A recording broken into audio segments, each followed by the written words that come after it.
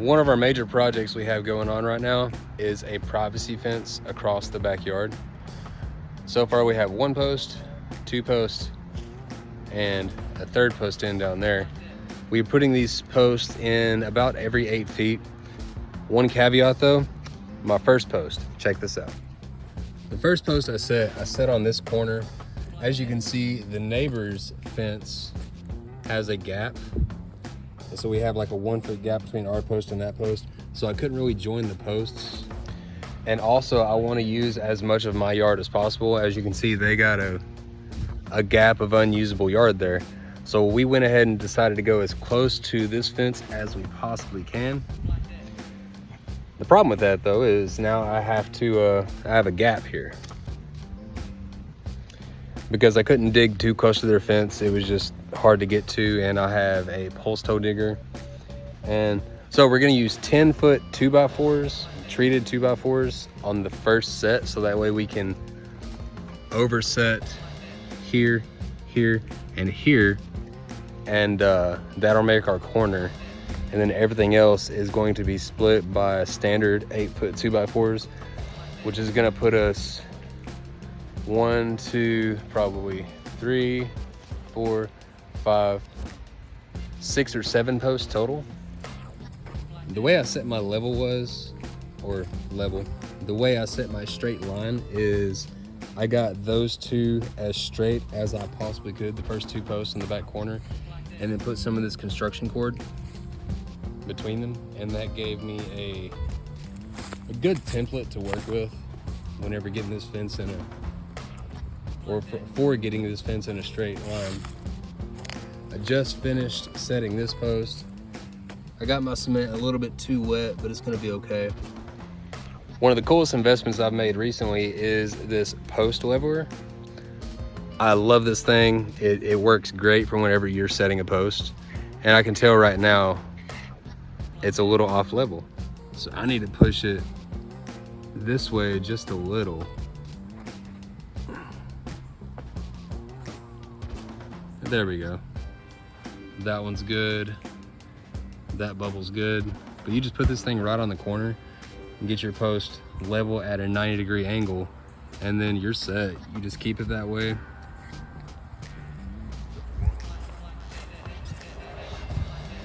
And then you also anchor your post with a couple 2x4s. Want another board in the ground there and another board in the ground there to keep this thing from moving. But this does work. But yeah, that's how you use a post leveler. But one of the biggest issues that we're dealing with as well is it is so dry right now. Digging this soil with a post hole digger is like digging through concrete. Like, this stuff is solid. It's basically almost like digging through hard chalk. It's our soil's very clay rich, and especially once you hit that baked hot clay layer, it's just it takes 10 minutes to dig a single inch, I swear.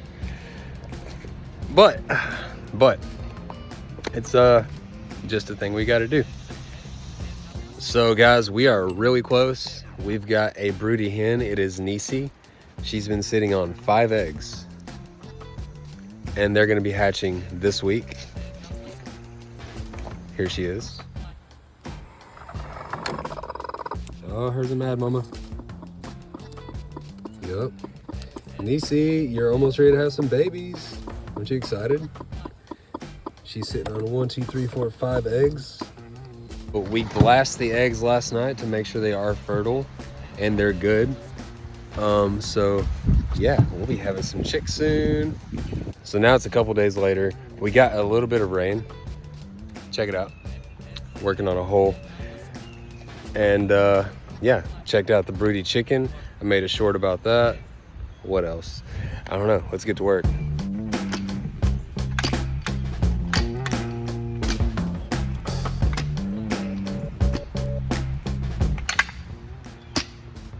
Okay, for those of you who are maybe inexperienced at digging a hole with post hole diggers. Now, my posts are 4" by 4", right?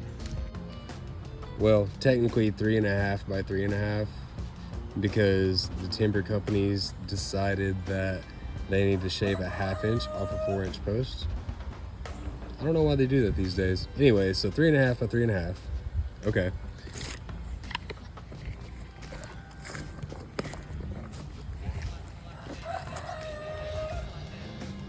You want your hole a little bit wider than that, because otherwise, as you're digging down with this post hole digger, the sides begin kind of closing in on you, and it gets harder to dig.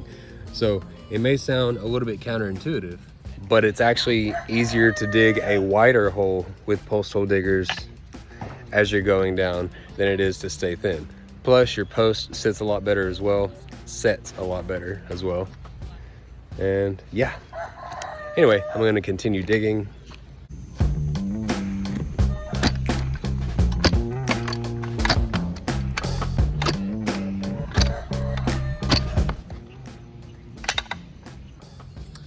So check this out.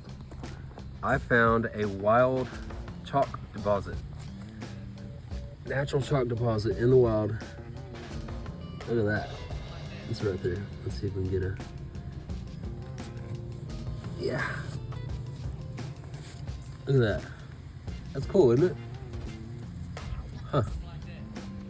That's kind of neat. So the way I think that formed is, you know, back in the day, this was all like a primordial forest. And that is probably ancient tree roots in the ground that rotted away, and it left a cavity in the soil, which was slowly filled up with calcium, which then mineralized and turned into chalk. That's cool. So anyway, that was a lot of digging.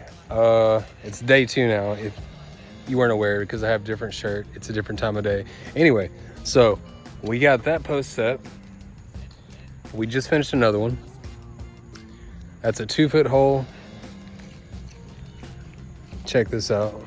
I put the 2-foot mark just at the top grade of the soil. Total width is around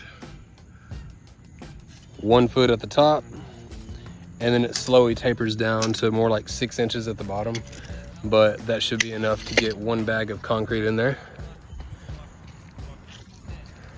We'll go ahead and put this post in first.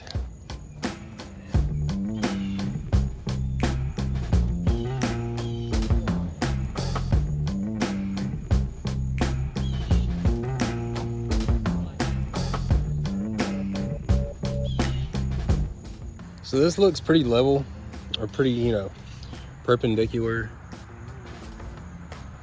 to the other ones. That's one of the weirdest parts, because I don't have a laser level, and I'm kind of going by eyeball in regards to how I'm using these lines here. I'm just having to make sure the face of all these boards is as straight as I can get it, just by eyeball, basically, but looks good.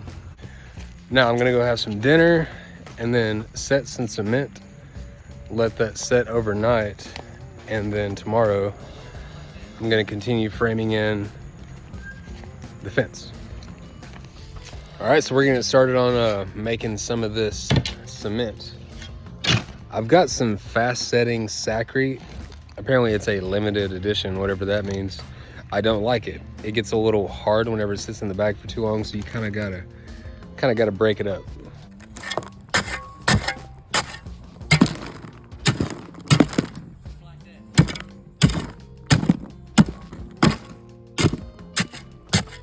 But once it gets broke up, it mixes up pretty well.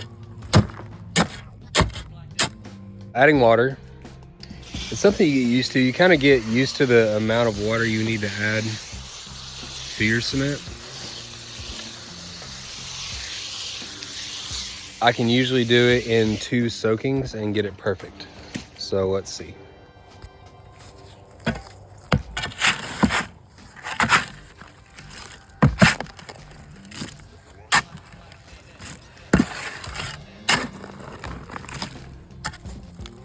And 1 more.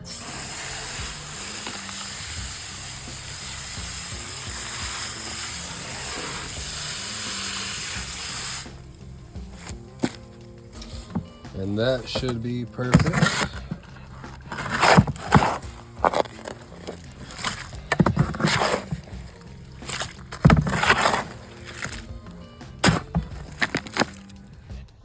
And there we go. We have the perfect mix. Check it out.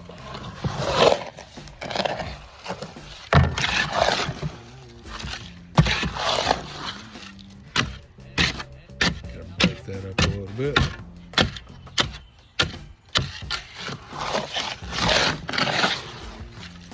See what I mean? This stuff kind of clumps up.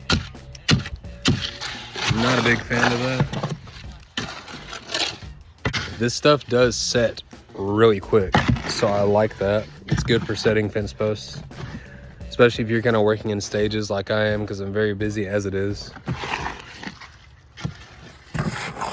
Yep. All right, let's go put a post in the ground.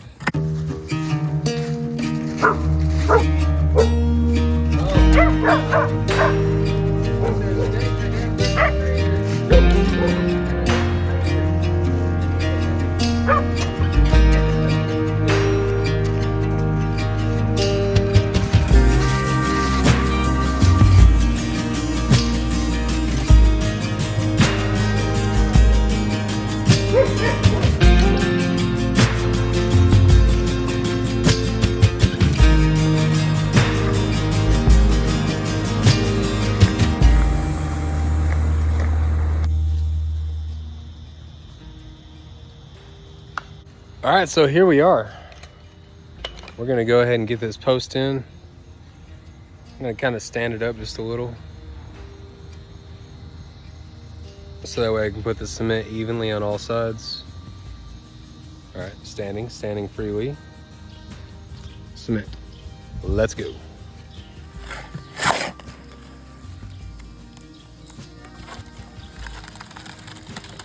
Oh no. That's all right. I'll just put a little bit on this side and then stand it up and put some on the other side.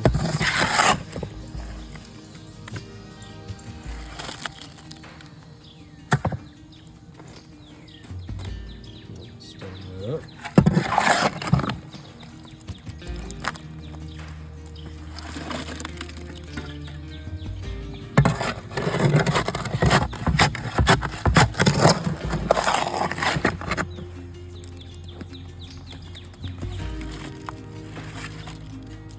You know, this stuff does set really fast.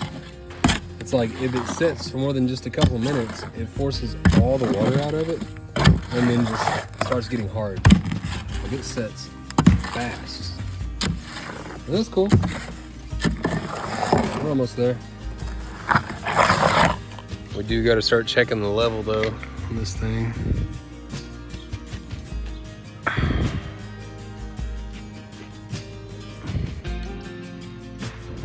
Go. How about this? That side there. Go forward just a little. It's not bad. So whenever I leveled it, it did create a gap there. So I'm just gonna go ahead and fill that real quick.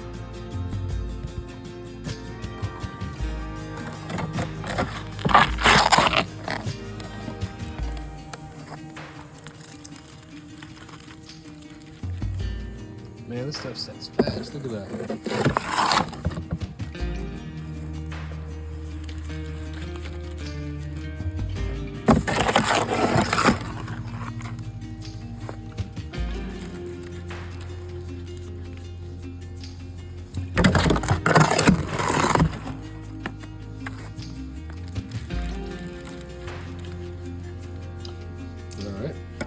We'll put the rest of this on there and then make sure it's got a good level. All right, so we got all our cement in there. I'm gonna go ahead and take my trusty hammer here and just kind of tamp this down a little bit,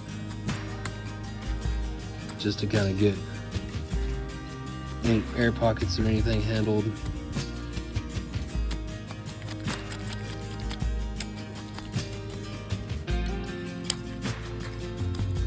Okay, let's check our level again.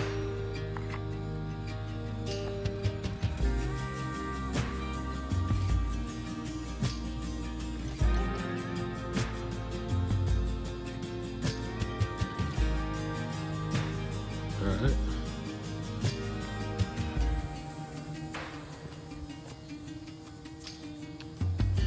That's about perfect there.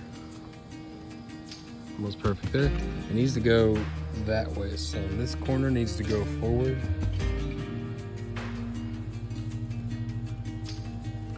All right, it's good. It's good. You know, honestly, since this cement sets so fast, I don't think it's going to be necessary to put any stabilizer posts on it. Hopefully that doesn't bite me in the butt, but I think it's going to be okay. Okay, let's go put the chickens up because they're starting to get on the top of the coop. We had an owl problem the other morning. In fact, I'm probably gonna make like a little short video about that, but you ladies need to get off the top of the coop. You need to go roost. We're gonna go get some snacks because snacks always work well. So what we're using for chicken snacks right now is black soldier fly larvae. Anyway, it's something by a company called the Culinary Coop.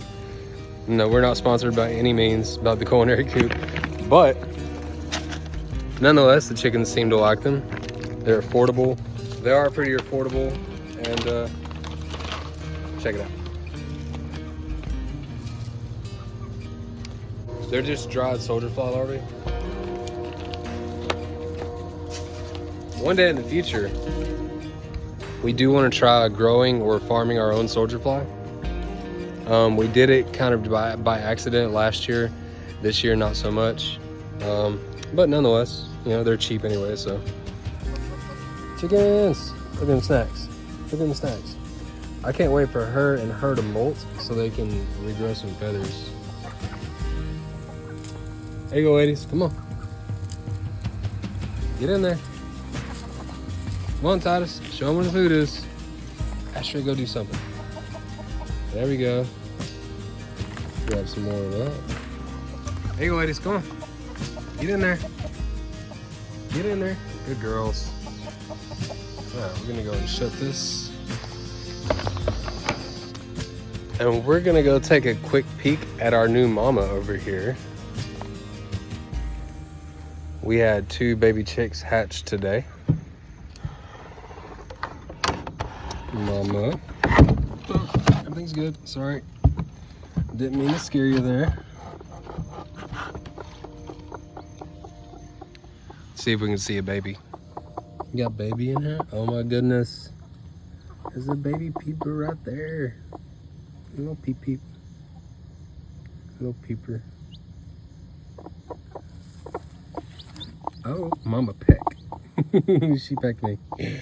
All right, I'll leave you alone. Good night. But okay, I am done for the day. It's been a busy day today. Tomorrow, we're gonna frame in another panel of that fence and probably dig some more holes.